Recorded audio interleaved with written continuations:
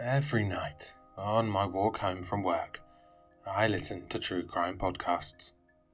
Even though my favourite podcast already released their episode for this week, the app said there was a new one. Excited, I hit play. It was a small town. The kind that still has mum and pop shops lining the street. The kind where everybody knows your name. But little did the residents know that they would soon be rocked by a horrible crime. I stopped at a traffic light. The red glowed in the darkness, glinting off the wet street. A black SUV sloshed by. Across from me, eerie blue refrigerator lights glowed from inside a corner deli. The chairs all up on their tables, feet in the air. The signal turned to walk. That chilly September evening was no different for the young student. She'd left her shift at the local store and walked back home. Except, she never made it home. Young student, local store. Damn, this was hitting close to home.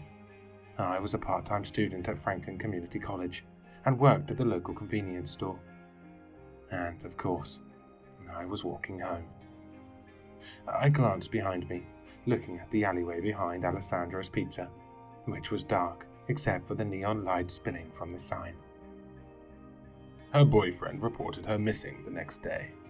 The town conducted a volunteer-led search, and after 2 days, they found something. Dread formed in my stomach, anticipating a body, but what he said next was so much worse. Washed up on shore off of Worthington Lake, they found a pair of size 9 red Converse sneakers. I stopped and looked down at my red Converse sneakers, damp from the rain. What the hell? My heart began to pound. The shoes were sent to a forensic analyst who would compare its wear pattern to another pair of her shoes to try and determine if they belonged to the victim. A rumbling sound made me jump. I turned to see a dark SUV turning left at the intersection. Didn't I see that car a few minutes ago? Maybe it's following me, and the car passed me and disappeared into the darkness. Come on, Sarah. Get a grip. Converse are a popular pair of sneakers. A little out of fashion, but still. 9 is a common woman's shoe size. And what college student didn't have some sort of job? What? You think you're listening to some sort of prophecy of your own death? Yeah, right. After a few weeks, the results came back. The analyst was certain. The shoes belonged to none other than Sarah Campbell. The blood drained from my face. Sarah Campbell. My name. What the fuck? How? I didn't have time to think. I forced myself to move. I broke into a run. The small shops turned into a colourful blur. Searching the lake came up empty. Without a body, a crime is hard to solve. But police didn't give up. And finally, a witness came forward. Someone had seen a car parked at the lake that night, around 2 a.m. A black SUV with darkened windows. No. What the hell is going on? I whipped around. The street was empty. No people, no cars. No witnesses, said the little voice in the back of my mind, the one that's watched way too many true crime shows.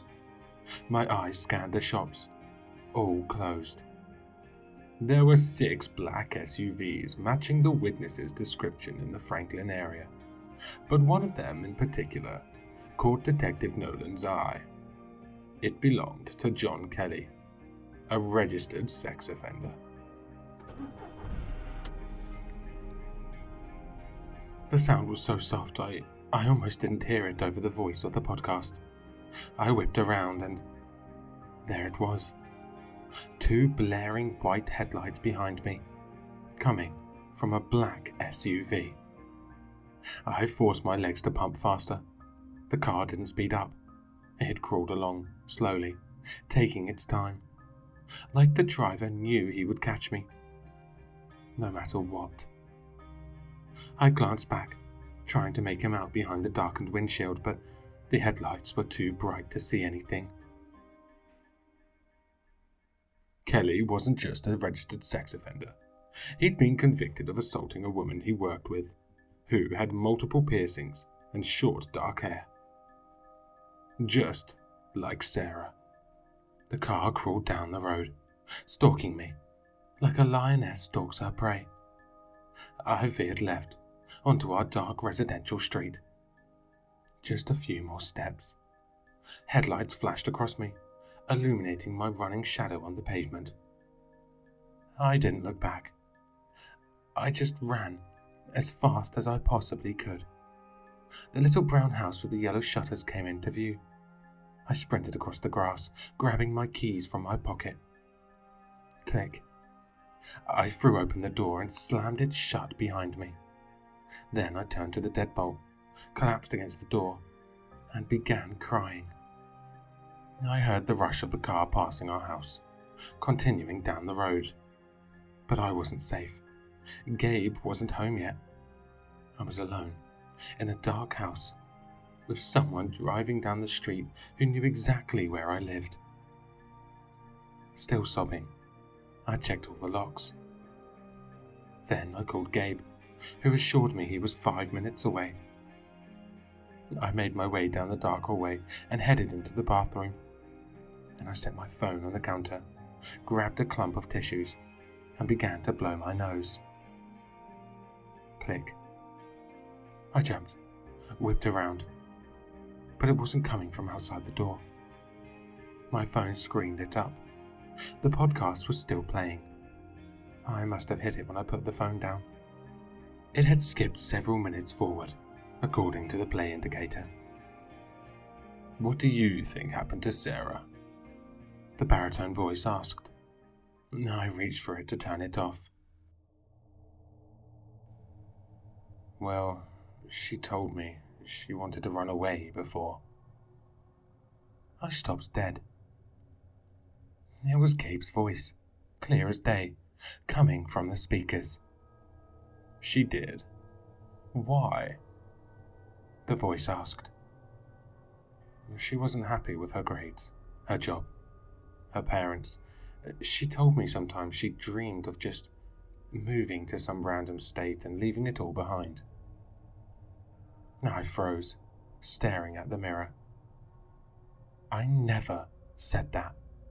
Ever. Gabe was lying.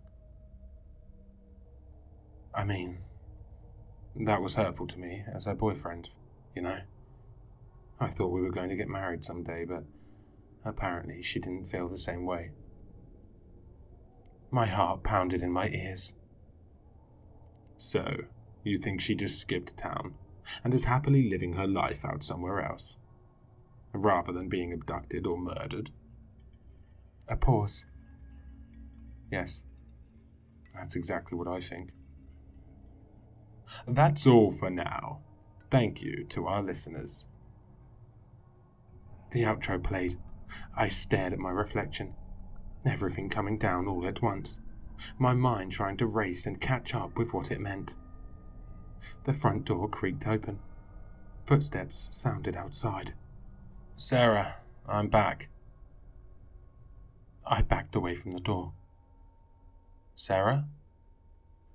My eyes fell on the window. I ran over to it, turned the lock, popped the screen out. Then I swung a leg over, pulled myself through the window, and ran as fast as I could.